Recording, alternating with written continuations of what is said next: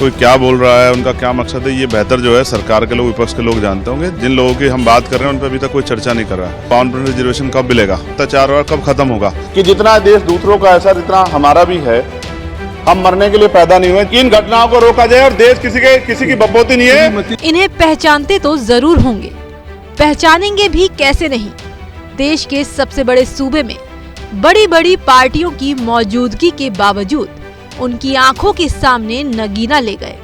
ये आजाद समाज पार्टी के सांसद चंद्रशेखर आजाद है, जो यूपी की नगीना सीट से जीतकर संसद पहुंचे हैं।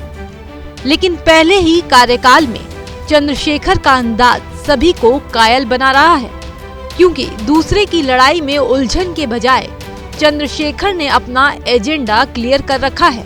कब बोलना है, क्या बोलना है और किसके लिए बोलना है, चंद्रशेखर के दिमाग में सब कुछ क्लियर है। तभी तो देखिए, मीडिया वालों ने जब राहुल के बयान का मुद्दा उठाया तो चंद्रशेखर ने क्या बोल दिया, सुनिए। लोगों को डिवाइड करके उसको स्पंज कर दिया गया, क्या कहना चाहिए? देखिए, मेरा कहना ये है सर, एक बहुत बड़ी आबादी बुनियादी सुविधा से वंचित है और मैं उनकी चर्चाओं के लिए यहाँ आया हूँ। कोई क्या बोल रहा है, उनका क्या मकसद है, ये बेहतर जो है सरकार के लोग, विपक्ष के लोग जानते होंगे। जिन लोगों की हम बात कर रहे हैं उन पर अभी तक कोई चर्चा नहीं कर रहा है। मैं आपसे पूछ रहा हूँ, 52% ओबीसी को 52% रिजर्वेशन कब मिलेगा, मंडल कमीशन की सिफारिश से कब लागू होंगी? प्रधानमंत्री यही बात करके 2014 में आए थे। SC ST पे जो अत्याचार हो रहा है कब खत्म होगा? गरीबों की, आदिवासियों की जमीन छीनी जा रही है, उस पर जवाब देना पड़ेगा। तमाम तरह की मुसीबतें जो हैं, जो वंचित वर्ग के लोग उनके लिए आ रहे हैं, NFS करके और नोट फॉर सुटेबल करके बहुत सारे बच्चों को मौका दिया जाए। आपने लेटर एंट्री कर दी, आपने तमाम तरह की और जो है पोजीशन ली, उसका नुकसान जनता को उठाना पड़ा। अग्निवीर पे जवाब देना पड़ेगा।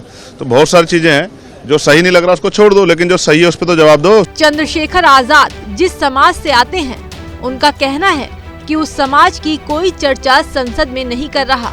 ओबीसी आरक्षण पर सरकार कुछ नहीं बोल रही। मंडल कमीशन की सिफारिशें कब लागू होंगी ये कोई नहीं बता रहा। चंद्रशेखर आजाद ने संसद में दाखिल होने से पहले ये भी बताया कि किन किन मुद्दों पर आवाज उठानी चाहिए। मैं क्या कह रहा हूँ, उठाना चाहिए, जरूर उठाना चाहिए। कोरोना में जो लाशें तैरी थी उन पर भी सवाल उठाना चाहिए। तमाम तरह से जो मजदूर जब यहाँ से निकल के गया था अपने गांव में मरता हुआ, उस पर भी आवाज उठाना चाहिए। जब आप पे ट्रेनें नहीं थी उस पर भी आवाज उठाना चाहिए। तो जनता के मुद्दों पर आवाज उठाना चाहिए। जो मॉब लिंचिंग हो रही है मुसलमानों की, उस पर आवाज उठाना चाहिए। जो महिलाओं के पे अत्याचार है उन पर आवाज उठाना चाहिए, और उन पर आवाज उठेगी इसलिए हम पार्लियामेंट में। भाई, संसद के बाहर दिए इस बयान के कुछ घंटों बाद ही जब लोकसभा में बोलने की चंद्रशेखर की बारी आई, तो चंद्रशेखर ने उन तमाम मुद्दों को बारी बारी से उठाया जिसका वादा बाहर करके आए थे। मैं संवैधानिक मर्यादा का पालन करूंगा, मगर हम तो माननीय सभापति जी सुन ही रहे हैं। आप बोलिए, 1 मिनट। धन्यवाद, धन्यवाद। एक मिनट और बोलिए। अध्यक्ष सभापति जी, नारी सम्मान की बात करने वाली सरकार, हमने मणिपुर देखा सर, हमने पहलवान बेटियों का हर्ष देखा सर, और हमने सर हाथरस की बेटी का हर्ष देखा सर, और हाथरस के परिवार को जो वादा किया था सरकार ने वो भी पूरा नहीं किया।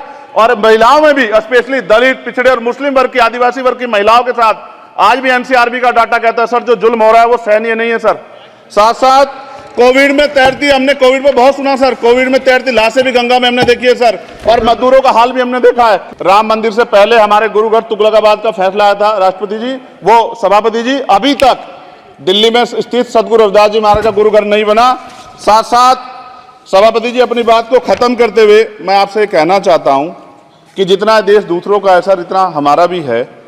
हम मरने के लिए पैदा नहीं हुए। जो चाहता है हमारी हत्या कर देता है। मूछें रखने पे, घोड़ी पे बैठने पे, मटकी छूने पे हमारी हत्या हो रही है। क्या बदला है सर? 70 साल बाद भी दलित, पिछड़े, मुसलमानों पे हिंसा नहीं रुक रही है सर। मेरा आपसे संरक्षण के साथ ये आग्रह है कि इन घटनाओं को रोका जाए और देश किसी की बपोती नहीं है। देश संविधान से चलता है सर, और संविधान से चलेगा। संविधान छेड़खानी बर्दाश्त नहीं की जाएगी सर। धन्यवाद।